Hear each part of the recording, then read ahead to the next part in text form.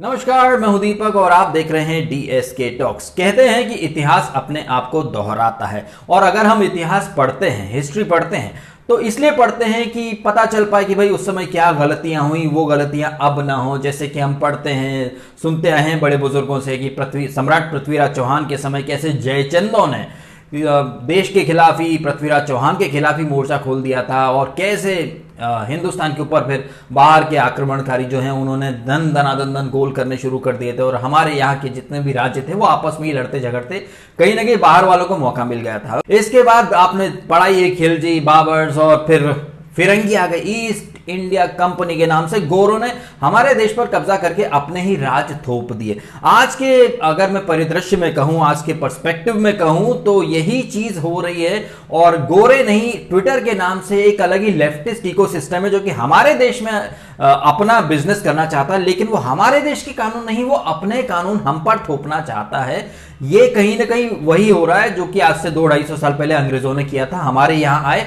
लेकिन अपने ही उन्होंने रूल्स रेगुलेशन थोप दिए। मुगल्स वगैरह बाहरी इन्वेडर्स सब यही करते रहे हैं और वही चीज यहां हो रही है। ऐसे में सो कॉल्ड 56 इंची छाती वाले मोदी जी और उनकी बड़ी मुंह वाली स्मृति ईरानी जी, जो एक समय में मनमोहन सिंह सरकार को चूड़ी भेज रही थी क्योंकि वो हम निंदा करते हैं जी, इस हमले की निंदा करते हैं। अब आप विडंबना देखिए कि समय का पहिया ऐसा घूमा है कि वो बीजेपी जो मनमोहन सिंह को कमजोर प्रधानमंत्री बोलती थी, यूपीए सरकार को चूड़ियां भेजने की बात की थी स्मृति ईरानी ने। कभी कभी मन करता है कि केंद्र में बैठी सरकार को अपनी ये चूड़ियां भेंट कर दूं और कहूं कि तुम पहन के देखो जरा। वो इसलिए क्योंकि जब पाकिस्तान से 10 लड़कों ने आकर हम पर हमला किया तो ये पार्टी न सिर्फ तमाशा देख रही थी बल्कि पाकिस्तान के सामने हाथ फैला रही थी कि हमें न्याय दो भैया। अरे जो चोरी करके जाता है, सीना चोरी करके जाता है, उससे न्याय की गुहार लगा रहे थे हम।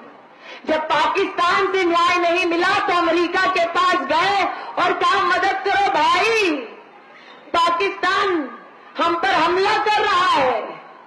ये वो हिंदुस्तान है जिसके बारे में दुनिया कहती है हिंदुस्तानी सर कटा सकता है लेकिन। तब इतनी जबरदस्त बयानबाजी करने वाली स्मृति ईरानी आज मुंह में दही जमा कर बैठी हैं और हमारा देश नहीं झुकने दूंगा, सौगंध मुझे इस मिट्टी की, सौगंध मुझे है मिट्टी की,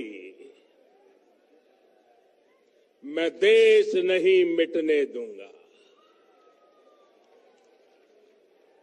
मैं देश नहीं रुकने दूंगा, मैं देश नहीं झुकने दूंगा। मेरा वचन है भारत मां को, मेरा वचन है भारत मां को, तेरा शीश झुकने नहीं दूंगा।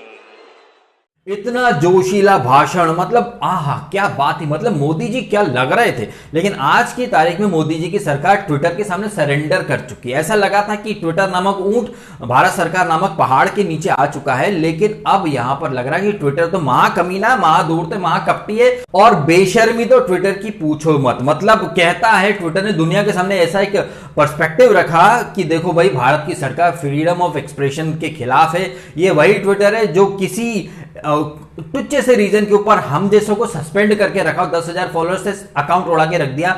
छोटा सा भी अगर उनका ट्विटर का रूल अगर आप तोड़ देते हैं, जैसे कि भारत के माननीय कानून मंत्री रविशंकर प्रसाद जी ने राजनाथ सिंह की पदवी ले ली है। जैसे यूपीए के समय मनमोहन सिंह जी कड़ी निंदा खेलते थे, वो काम यहाँ बीजेपी में अब तक राजनाथ सिंह कर रहे थे। कड़ी निंदा हर चीज में मैं कड़ी निंदा करता हूं, इस हमले की कड़ी निंदा करता हूं, मैं कड़ी निंदा करता हूं, करारा जवाब दिया जाएगा लेकिन पहले निंदा किया जाएगा। तो अब ये निंदा की जो पदवी है, ये रविशंकर प्रसाद जो कि एक्चुअली में हमारे कानून मंत्री हैं, खुद इन्हीं का अकाउंट ट्विटर ने 1 घंटे के लिए लॉक कर दिया। वो ट्विटर जो भारत सरकार के और भारत के कानून को नहीं मानना चाहता, वो ट्विटर फ्रीडम ऑफ एक्सप्रेशन की वकालत करता है, फ्रीडम ऑफ स्पीच की वकालत करता है। लेकिन अगर आप ट्विटर पर कुछ भी ऐसा डालते हैं जो ट्विटर के रूल्स के खिलाफ है, तो ट्विटर एक सेकंड नहीं लगाता, आपका अकाउंट लॉक कर देगा, आपको सस्पेंड कर देगा। लेकिन दुनिया के सामने ट्विटर डींगे हाकेगा freedom of speech, freedom of expression के रखवाले की। भाई हिपोक्रेसी हो तो ऐसी हो। हिपोक्रेसी की भी सीमा होती है। मोदी जी का ये डायलॉग मोदी जी के ऊपर ही लागू हो रहा है, उनकी सरकार के ऊपर ही लागू हो रहा है। आजकल देखिए, आज की परिस्थिति में क्या है कि एक तरफ भेड़ियों का झुंड है, एक तरफ मोदी जी हैं, तो जाहिर तौर पर हमारे पास मोदी जी के अलावा कोई और ऑप्शन है नहीं। तो शायद इस एक कंफर्ट जोन की वजह से सरकार काफी एकदम रिलैक्स मूड में है। आपको पता ही है शाहीन बाग में कैसे शाहीन बाग में साजिशें चलती रही, सरकार कुंभकर्ण की नींद में सोती रही, फिर नतीजा क्या हुआ, दिल्ली के दंगे। अभी वहां दिल्ली के बॉर्डर पर बैठा हुआ टिकैत जो एसी रूम में सोता है, गरीब किसानों की लड़ाई, लेकिन एसी रूम में सोता है, और वो फॉल्ट चेक वाले तमाम लोग इसको किसानों का मसीहा, गरीब इंसान बगैर एसी के सोता है, अपने अपने लॉजिक देते रहते हैं। अभी ये टिकैत जो कुछ दिन पहले रो रहा था, उसने जस्टिफाई भी करा था ट्रैक्टर मार्च को, अब ओपन धमकी दे रहा है कि दिल्ली का इलाज तो ये करके ही मानेगा। तो ये किसानों का आंदोलन तो था ही नहीं, यहां तो एक अलग ही कह सकते हैं कि गृह युद्ध की एक साजिश रची जा रही है, और हमारी सरकार इस तरफ ध्यान नहीं दे रही है। उधर से ट्विटर, मतलब आप ये देखिए कि बाहर चाइना और पाकिस्तान से तो बाद में निपटेंगे, अंदर ट्विटर हमारे देश में रहकर हमारे ही लोगों को भड़काया जा रहा है। इसमें टिकैत जैसे लोग और कंजरू जैसे लोग और ममता बनर्जी, उधर जम्मू कश्मीर में महबूबा मुफ्ती वकालत करती कि 370 वापस लाओ, और पाकिस्तान से बात करो, जम्मू कश्मीर में चुनाव वगैरह कराने हैं तो पहले पाकिस्तान से, मतलब पाकिस्तान के बाप का क्या, हाँ एक्चुअली पाकिस्तान के बाप मतलब इंडिया का ही तो है कश्मीर। तो यहां पर ये फारूक अब्दुल्ला चाइना की वकालत करता है, महबूबा मुफ्ती पाकिस्तान की वकालत करती है। हमारे देश में इतने सारे जयचंद हैं, लेकिन हमारे सो कॉल्ड 56 इंची छाती वाले मंत्री जी सो रहे हैं, कुछ नहीं कर रहे, बस बातें करने के लिए बहुत अच्छा लगता है कि देश नहीं झुकने दूंगा, भारत माता का सिर नहीं झुकने दूंगा, लेकिन हमारे देश में आया हुआ बाहर का ट्विटर हम पर ही अपनी बादशाह थोपना चाहता है। वो हमारे रूल नहीं फॉलो करना चाहता, लेकिन वो ट्विटर ये चाहता है कि लोग उसके रूल्स फॉलो करें, वो भी 100%।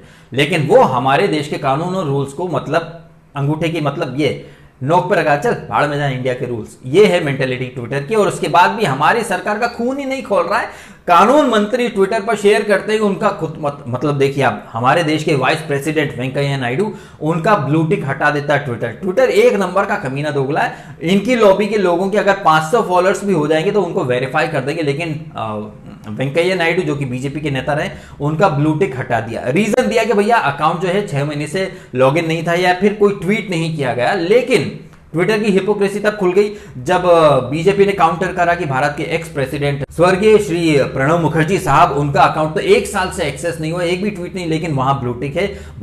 यही नहीं, भारत की आई थिंक मोदी सरकार की सबसे अच्छी मिनिस्टर्स में से एक और बहुत ही ब्रिलियंट स्पीकर थी सुषमा स्वराज जी, उनका अकाउंट भी लगभग 1 साल के आसपास से बंद था, मतलब कोई ट्वीट नहीं हुआ था, बट उनके अकाउंट से ब्लू टिक नहीं हटाएगा। यहां भारत के जो वाइस प्रेसिडेंट का ब्लू टिक हटाकर ट्विटर ने कहीं ना कहीं सरकार को एक झटका दिया था, एक थप्पड़ मारा था थोबड़े पर कि ट्विटर जब मन चाहे किसी का भी अकाउंट सस्पेंड कर देगा, ब्लू टिक हटा देगा, तुमसे जो करते बने कर लो, लेकिन हम तुम्हारे कानून को नहीं मानेंगे, क्योंकि हम तो अमेरिकन कंपनी है, हम अपने रूल्स अपने रेगुलेशन से चलेंगे, लेकिन हम धंधा तुम्हारे देश में करेंगे बट तुम्हारे देश के कोई कानून को नहीं मानेंगे। तो भाई ऐसे जो हिपोक्रेट कंपनी है ट्विटर, उसको लात मार के भगाओ ना। चाइना ने बैन कर रखा है, खुद हमसे छोटा एक देश नाइजीरिया के प्रेसिडेंट का ट्वीट डिलीट कर दिया था ट्विटर ने, तो नाइजीरिया की सरकार ने ट्विटर को ही डिलीट कर दिया, और ये सख्त संदेश दिया ट्विटर को कि भैया आ गया स्वाद और ले लो पंगा। अब दुनिया भर के जितने भी मानव अधिकार आयोग के या ह्यूमन राइट एक्टिविस्ट हैं, बड़ी वकालत कर रहे हैं कि भाई ट्विटर को बैन कर दिया। अरे ट्विटर जब मन चाहे तब किसी को बैन कर दे, लेकिन कोई ट्विटर को बैन ना कर पाए, भाई ये कैसी Kolaveri, why this Kolaveri man. मेरा तो ये मानना मोदी सरकार से, रविशंकर प्रसाद जी से बड़ी हो गई निंदा, ये निंदक वाली बातें डायरेक्ट अटैक करो, इससे पहले कि ट्विटर तुमको खत्म कर दे या ट्विटर तुम्हारा तख्ता पलट करवा दे, जैसे वहां ट्रंप का हो चुका है। इससे पहले है कि जाग जाओ, कुंभकर्णी नींद से जागो, और जैसे बड़े बड़े जोशीले भाषण दिए हैं, थोड़ा उनका 1-2%, 2-3% जमीनी लेवल पर करके भी दिखाओ। बहुत निंदा कर ली, ये वार्निंग दे दी, ये दे दिया, वो 1 महीने से तुम्हें चूतिया बनाया जा रहा है और तुम चूतिया बनते चले आ रहे हो। वो बगैर किसी वार्निंग के, बगैर किसी नोटिफिकेशन के तुम्हारे अकाउंट से ब्लू टिक हटा देता है, तुम्हारा अकाउंट लॉक कर देता है छोटी सी शिकायत पर। लेकिन ट्विटर को तुम इतने दिनों से सिर्फ तारीख पे तारीख दिए जा रहे हो। सब मिलता है, लेकिन तारीख के जगह कुछ नहीं मिलता, बस मिली तो क्या तारीख। तो ये जो तारीख और ये जो नोटिफिकेशन और ये वार्निंग और निंदा का खेल है, ये बंद करो सरकार। यहां हम जैसी जनता का खून खौल जाता है और आपका खून है या पानी है, खौलता ही नहीं है।